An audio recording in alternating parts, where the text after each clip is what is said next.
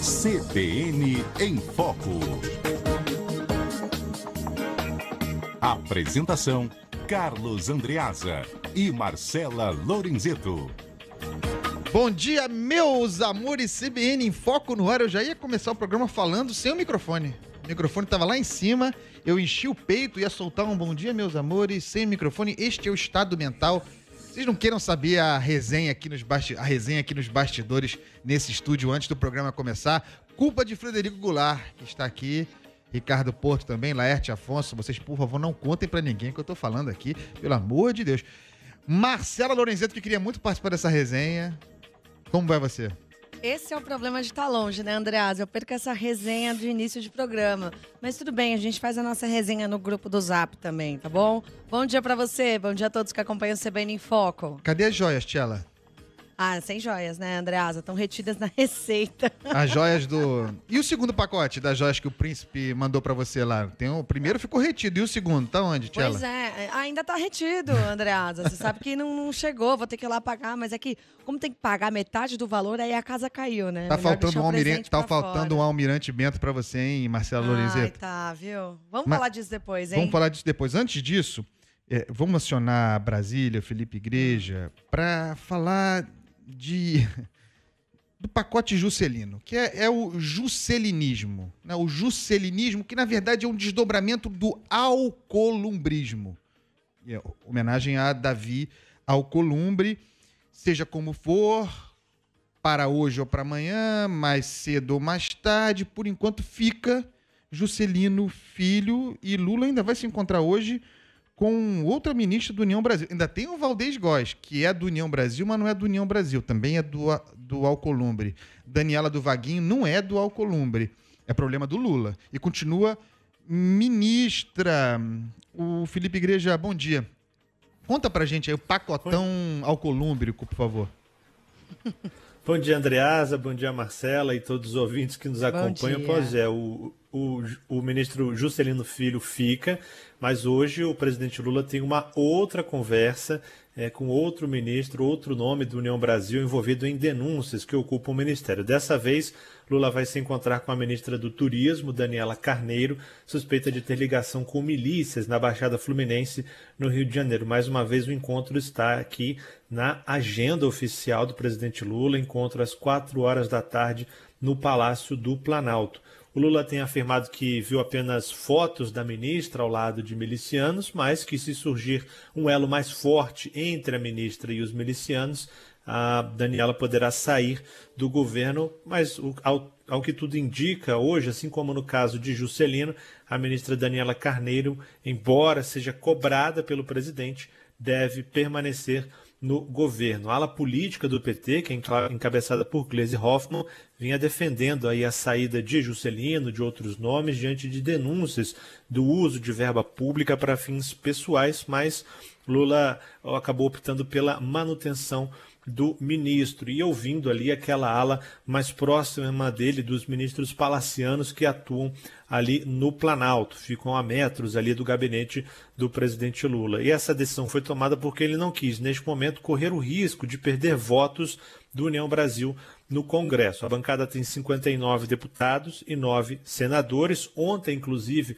o presidente da Câmara, Arthur Lira, mandou um recado a Lula, dizendo que o governo ainda não tem base consistente para aprovar matérias no Congresso Nacional. Arthur Lira fala em base consistente. Então, Lula acabou optando por uma solução de menor impacto no momento e cobrou do ministro, assim como deve cobrar de Daniela Carneiro hoje, uma contrapartida.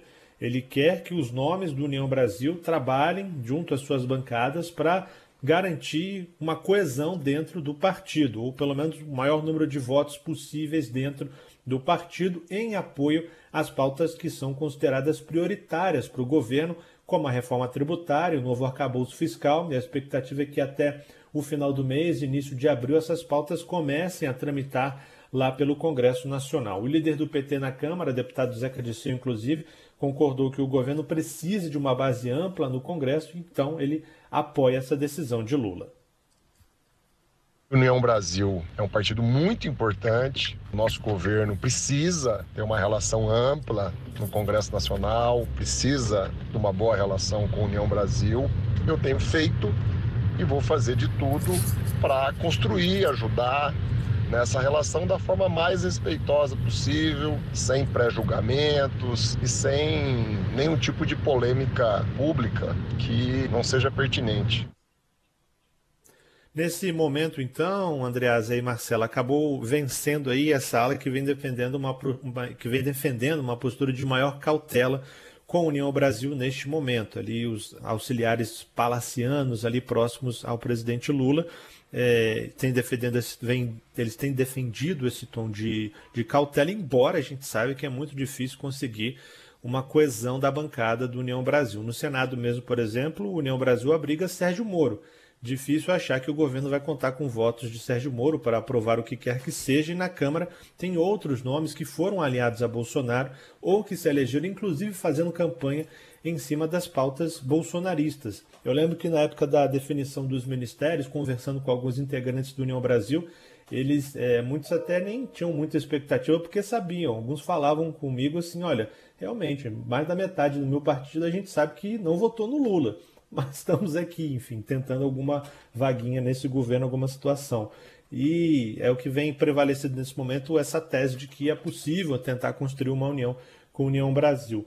E embora o Juscelino tenha se livrado aí nesse primeiro momento de ser demitido pelo presidente Lula, a Comissão de Ética Pública da Presidência vai analisar as denúncias contra o ministro no próximo dia 28 de março. Ele se livrou então agora nesse momento, mas pode virar alvo aí de um procedimento de investigação da Comissão de Ética Pública da Presidência a partir de 28 de março. Marcela e Andreasa. Sabe que eu tenho algumas dificuldades aí nessa trama, né? E você, Felipe Igreja, me provoca com a tua reportagem a tratar dessa matéria. Juscelino Filho não tem nenhuma importância. Tem vários Juscelinos. Um vai, outro vem. É questão de tempo para que esse aí caia. E não dá para ouvir o líder do governo, o do PT, já não sei o que é, me perdoem, o Zeca Dirceu, falar em polêmica pública pertinente, sobre como se a questão relativa a Juscelino Filho não fosse de interesse público e pertinente. Nós estamos falando de um ministro de Estado, a não ser que realmente chutemos o balde, banalizemos tudo, as coisas não têm mais importância, e a República foi pro vinagre mesmo. Nós tendo perdido os critérios republicanos acostumados com os modos de Jair Bolsonaro e do bolsonarismo. Porque eu não acho pertinente, aceitável, que o ministro de Estado tome um avião da FAB, simule uma agendinha de um dia e meio e emende fim de semana para cuidar do seu hobby, que nem é hobby, é negócio, é sócio, tem cavalo, para ficar participando de leilões de equinos, inaugurando praça com o nome do cavalo do sócio e recebendo diária do Estado. De novo, voltando com o avião da FAB a título de urgência. Então, não é algo que se possa... Não foi uma coisa que ele fez no passado, ele fez em janeiro no governo Lula. Certo? Então, é ou não é pertinente isso? Se fosse no governo Bolsonaro, estaríamos ou não criticando? O que diria o Zeca Dirceu? Estaria pedindo o quê relativamente ao ministro? Eu não posso ver como saudável a justificativa, segundo a imprensa, de apoiadores de Lula para a manutenção do ministro Juscelino. Não, vamos manter, porque senão abriria a porteira para a saída de ministros, outros, e criaria desgaste com um pouco mais de 2 meses de governo. Quer dizer, abriria a porteira para a saída de ministros com complicações parecidas à de Juscelino. Que isso, gente? Tem de sair. Isso é o que gera desgaste para o governo. Não a manutenção. A manutenção de Juscelino gera desgaste para o governo. Isso sim. Não a sua eventual saída.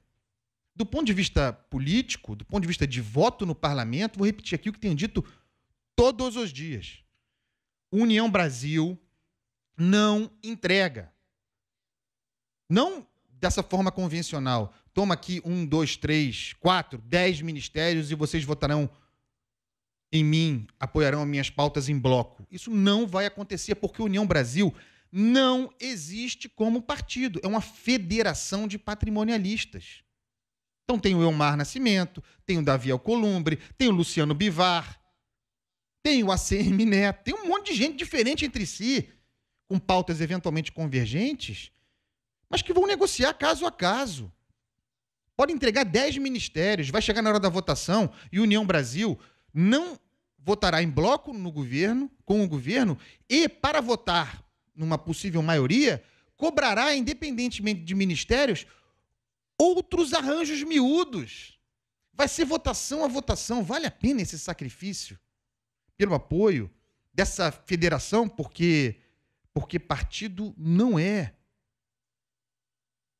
O Arthur Lira ontem, o Felipe Igreja abriu a reportagem dele falando sobre isso.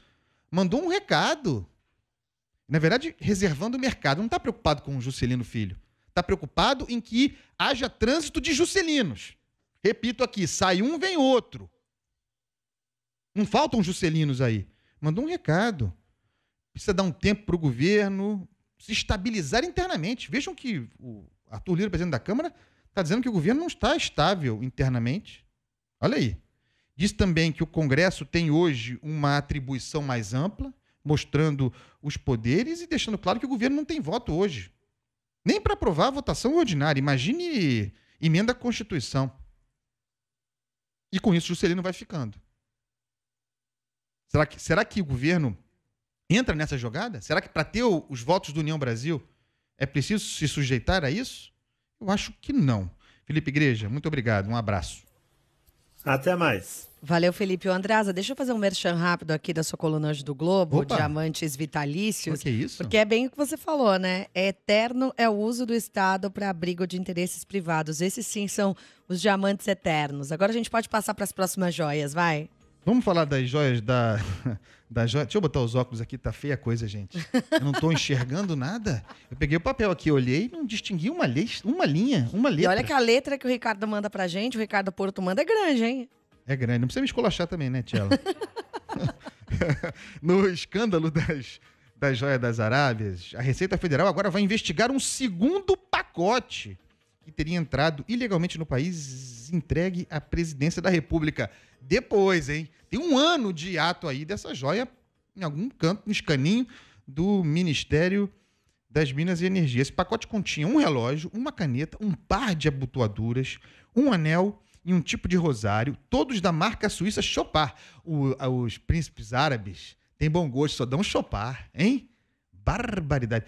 E esse conjunto também é supostamente destinado a Bolsonaro. O pacote, o material entrou no Brasil em 26 de outubro de 2021, sem ser declarado, no mesmo dia em que outro pacote, esse destinado à então primeira-dama Michele Bolsonaro, acabou apreendido na alfândega. É o capítulo de ontem, o primeiro pacote, agora estamos no segundo. Cabe relembrar, esses mimos milionários, gente, não é aceitável um presente dessa monta, legal ou ilegalmente, não é aceitável. Não existe o chefe de Estado ganhar 16 milhões em joia. Você não aceita isso.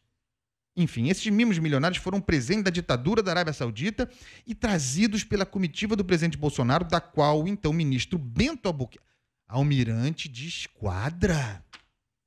Mas que humilhação! Almirante Bento Albuquerque, então ministro de Minas e Energia, participava. Chamo a atenção para uma informação importante revelada pelo Jornal Globo agora há pouco. Esse segundo pacote, que acabou entrando no país, o primeiro ficou retido, o segundo entrou, foi trazido pelo próprio ministro na bagagem. Então vejam a situação. Com o pacote consigo, o ministro Bento voltou para a alfândega, depois de ter saído, para cobrar a liberação do primeiro, que havia sido retido com seu assessor Mula. Queria liberar o primeiro pacote, informado de que aquilo não era aceitável, de que ou declarava pelos meios legais como patrimônio da União para ser incorporado ao acervo da Presidência da República, ou, sendo privado, pagasse a multa. Em nenhum momento o almirante Bento deve ter pensado, estou com um pacote igual na mochila, na bolsa, vou devolver então. Que eu estou entrando ilegalmente? Não! Isso é importante. Entrou o segundo pacote ilegalmente, ele sabia que era ilegal, foi lá tentar tirar o primeiro da mesma maneira. E guardou o segundo. Muito bem, avançando. Ainda de acordo com o Jornal Globo, a Receita Federal agora busca o domicílio fiscal para intimar o almirante Bento Albuquerque. Em nota divulgada ontem, a Receita Federal não falou o nome do ministro, se limitou a dizer que o pacote estava nas mãos de outro viajante. O órgão afirma que o caso pode configurar, em tese, violação da legislação. Em tese, não. Configura. Violação da legislação aduaneira, para começo de conversa, por falta de declaração e recolhimento dos tributos. Atenção a isso aqui também. Depois de entrar no Brasil, a Caixa, o segundo pacote, ficou... Olha a várzea, isso é uma várzea. A Caixa ficou por 1 ano no Ministério de Minas e Energia e só foi entregue ao Gabinete Adjunto de Documentação Histórica da Presidência da República no dia 29 de novembro do ano passado, às vésperas do fim do mandato de Bolsonaro. Tchela, me ajuda. Ô, Andreas, tudo isso podia ter sido evitado, né? Como a gente falou ontem com o nosso entrevistado, o jurista aqui no CBN em Foco, era só ter informado que era, de fato, um presente ao governo brasileiro e ia direto para esse gabinete de documentação histórica da presidência e acabou. Mas não, teve todo esse trâmite e olha só, ele teve sorte, o pacote entrou, mas quem não teve a mesma sorte do então ministro Bento de passar despercebido ali com o pacote foi o assessor dele, que é o militar Marco Soeiro, que estava com um conjunto de joias e relógio avaliados em 16 milhões e meio de reais, presente destinado a Michele. O material que acabou apreendido no raio-x da aduana era destinado à então primeira-dama Michele Bolsonaro, né? E não somos nós que estamos falando isso. Foi o próprio ministro Bento Albuquerque que admitiu isso lá na primeira das muitas tentativas de tentar tirar esse material retido, de liberar esse pacote lá na Receita. A última tentativa se deu no dia 28 de dezembro de 2022, pertinho do fim do mandato do ex-presidente Bolsonaro. Nesse dia, o tenente-coronel do Exército, Mauro Cid, a gente lembra que ele é próximo, ele é ajudante de ordens do ex-presidente Bolsonaro, ele assinou um ofício para o então secretário da Receita Federal, Júlio César Vieira Gomes, para que ele liberasse esse material que estava lá retido. No mesmo dia, Júlio Gomes determinou a Superintendência da Receita em São Paulo para que a ordem fosse acatada e os diamantes fossem entregues ao pessoal do presidente da República. No dia seguinte, um jatinho da FAB, da Força Aérea Brasileira, levou até a base aérea de Guarulhos, em São Paulo, o primeiro-sargento Jairo Moreira da Silva, com a missão de resgatar essas joias das Arábias, né? Esses diamantes que estavam lá apreendidos. Só que no aeroporto de Guarulhos, o sargento encontrou o servidor da Receita, Marco Antônio Lopes Santana, que não liberou os artigos de luxo. Falou, não vou liberar, não. Um dia depois, Júlio César acabou sendo nomeado adido da Receita em Paris. Essa nomeação acabou sendo revogada depois pelo governo Lula, né? Quando o presidente Lula assumiu. Todo esse caso, a gente sabe, vai ser investigado pela Delegacia de Repressão a Crimes Fazendários da Polícia Federal de São Paulo, atendendo a uma solicitação do agora ministro da Justiça, Flávio Dino. Mas que é uma salada né, André? Não, avião da FAB para buscar a joia do presidente, avião da FAB para levar ministro para ver cavalo. Tá duro, hein? Tá difícil, hein? Eterno uso do Estado para abrigo de interesses privados, como você bem escreveu, Eu, Marcelo Lorenzeto, eu não quero mais falar de Bolsonaro e de Bolsonaro. Não aguento mais esse assunto. Eu quero falar do governo atual, das coisas que estão acontecendo agora. Mas não deixam. Pauta absurda, isso é um absurdo. Vamos pro intervalo e já voltamos. CBN em Foco. Apresentação: Carlos Andreasa e Marcela Lorenzeto. Estamos de volta, meus amores. CBN em Foco. Marcela Lorenzeto. Andreasa, vamos aproveitar esse gancho aí da permanência do ministro Juscelino Filho no governo para ampliar a discussão a respeito da situação do União Brasil neste governo 3 de Lula, né? A gente fala agora com o cientista político, professor da Fundação Getúlio Vargas, Marco Antônio Teixeira, conosco no CBN em Foco. Professor, bom dia, bem-vindo. Já pergunto para o senhor, acredito que mesmo, uma coisa que a gente vem falando aqui inclusive no CBN em Foco, acredito que mesmo mantendo Juscelino Filho, até mesmo Daniela Carneiro, outros ministros ligados à União Brasil nos cargos, as negociações no Congresso em si vão depender muito mais da articulação caso a caso do que, de fato, de uma vaga ali no Ministério. O senhor concorda comigo? Bom dia. Bom dia, Marcela. Bom dia, Carlos Andreasa. Prazer estar aqui com vocês, né? Parece que o momento pós-eleitoral está bastante esticado, viu, Carlos? Mas, de todo modo, vamos lá, Marcela, concordo contigo, né? Mas é bom nós lembrarmos o seguinte, Marcela, a peculiaridade do União Brasil. União Brasil, do ponto de vista de sigla, é um partido novo. Nasceu em 21. Quando a gente faz a árvore genealógica, é produto da fusão do DEM com o PSL e tem a Arena, né? O partido que sustentou o regime militar como DNA principal, né? Então é um partido de centro-direita que congregou vários bolsonaristas, né? E que congrega ainda dentro dele boa parte das lideranças que fazem oposição sistemática ao PT. No Senado, Sérgio Moro; na Câmara dos Deputados, por exemplo, Kim Kataguiri, né? Então, não é algo, digamos assim, trivial analisar União Brasil. E, além do mais, União Brasil tem 59 deputados federais, né? Ou seja, mais de 10% da Câmara, né? E tem aí 8 senadores, tá? Que também é um número significativo. Então, o presidente Lula, e aí, Carlos, a partir da senha emitida pelo Arthur Lira ontem, lembra? Arthur Lira disse o seguinte, olha, o presidente não tem maioria nem para aprovar projetos por maioria simples. Deve ter considerado essa variável, tá? E aí, cada caso é um caso. A reforma tributária, por exemplo, é algo que todo mundo sabe que é necessário fazer, mas ninguém sabe como, e todo mundo sabe que vai desagradar a maioria. Portanto, vai exigir um esforço de articulação que passa pela composição ministerial e passa também, depois, por conversar individualmente com várias lideranças, né? Decretos aí do presidente Jair Bolsonaro que precisam ser apreciados também. Então, tem um conjunto de questões que, de certa forma, não dependem da composição ministerial, mas uma crise com a União Brasil seria um prato cheio, Marcela e Carlos, para poder aumentar o chamado custo centrão. E o custo centrão já teve seu preço emitido ontem, que foi a manutenção do ministro Juscelino, quando o próprio Arthur Lira disse, olha, calma lá, né? Devagar com andor, porque nem tudo está definido ainda. Professor, ontem, nesse mesmo conjunto de recados, o Lira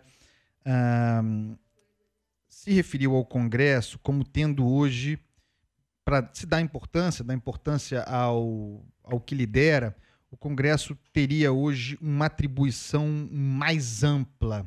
Um recado muito claro ao governo sobre a força do parlamento, do legislativo, diante do executivo. Como o senhor compreende essa atribuição mais ampla, segundo Arthur Lira? Olha, Carlos, há muito tempo o Brasil vem vivendo uma espécie de semipresidencialismo, né? Ou de semiparlamentarismo, sem que, de certa forma, esteja estruturado para isso, né? E isso tem sido, de certa forma, conduzido, sobretudo, por este grupo parapartidário chamado Centrão. Ou seja, nenhum governo, seja ele de direita, como Bolsonaro, seja ele de esquerda, como o próprio Lula, consegue governar sem atrair o Centrão. Então, a importância do Congresso está, sobretudo, no fato de que você tem decisões a tomar que estabilizam ou instabilizam o governo. E aí, dependendo de como tiver essa articulação, você pode aumentar ou diminuir o tamanho da crise. E nós temos pautas, Carlos, que não são pautas triviais, né? Vão desde a reforma tributária até gente que está propondo, inclusive, mudança, né? no Supremo, incluindo, inclusive, mandato, né? Para os novos ministros e não mais o processo de vitaliciedade. Agora, eu tenho um temor muito grande, Carlos, que a gente chegou no momento em que o dando dando que se recebe, chegou num grau tão acentuado que parece que todas as instituições de Estado passam por esse processo de negociação. Nós estamos acompanhando aí a nomeação de novos membros dos tribunais de contas, né? O Arthur Lira mesmo nomeou quase que em 24 horas o novo membro do TCU, e estamos vendo aí nos tribunais de contas estaduais a mesma coisa, ou seja, vagas em instituições de Estado que estabilizam o país está dependendo muito do processo de governabilidade nesse momento. Isso não é bom para o país, Carlos. Professor, de um modo geral, como é que o senhor enxerga essa relação do governo com o parlamento e também com esses partidos que compõem, de certa forma, a base, mas que se pagam um preço político para eles estarem nessa base? Marcela, acho que tem uma palavra que traduz tudo isso, né? Pragmatismo. O Lula deu de costas, né? Deu de braçadas para a crítica que a presidente do partido dele, a Gleisi, fez ao Juscelino. E parece que pediu para ninguém comentar, inclusive o próprio Juscelino falou, olha, eu não quero comentar aquilo que a presidente do PT disse. Ou seja, há diferença, sem dúvida alguma, né? não há como negar isso, né? A questão que vocês colocaram aí do avião da FAB, por exemplo, né? É uma questão que virou prática em todos os governos, né? Inclusive para levar a família de parlamentares para passear, a família de ministros para passear, e isso parece que está no pacote da governabilidade. Nós vivemos aí uma crise, digamos assim, de republicanismo, não quero nem chamar de crise moral. Tá? A impressão que fica é que aquilo que é do Estado não é mais de todos, né? Daqueles que, de certa forma, são importantes para garantir a governabilidade. E se faz isso agora, e se fez, Marcela, Carlos, vocês devem se lembrar bem, o ministro do Turismo na gestão Bolsonaro, né? A história dos laranjas, né? Ele ficou no cargo ganhando sobrevida um tempão, né? Até que a crise do PSL não o sustentou mais. Então, eu acho que o que há de se lamentar aí é que você muda perfil de governo drasticamente, mas parece que é muito difícil modificar práticas, né, que a própria sociedade já vem condenando há algum tempo. Professor, eu não vou perdoá-lo jamais por ter nos lembrado de Marcelo Álvaro Antônio. O senhor jamais será perdoado por isso. Mas não falei o nome dele, viu? Eu me lembrei do nome dele, o ministro do Turismo a que se referiu. O professor Marco Antônio Teixeira, cientista político, professor da Fundação Getúlio Vargas, sempre nos ajudando, iluminando, um craque. Voltará muitas vezes aqui ao programa. Professor, muito obrigado. Um abraço. Eu vou perdoá-lo porque o senhor deu uma aula aqui. Não, é um prazer danado. Um abraço, viu, Marcelo? Faz tempo que não nos falamos. Eu sei que você fica aqui mais perto de mim também. É isso. Obrigada, viu, professor? Um prazer sempre ter o senhor aqui conosco. Até a próxima. Até a próxima.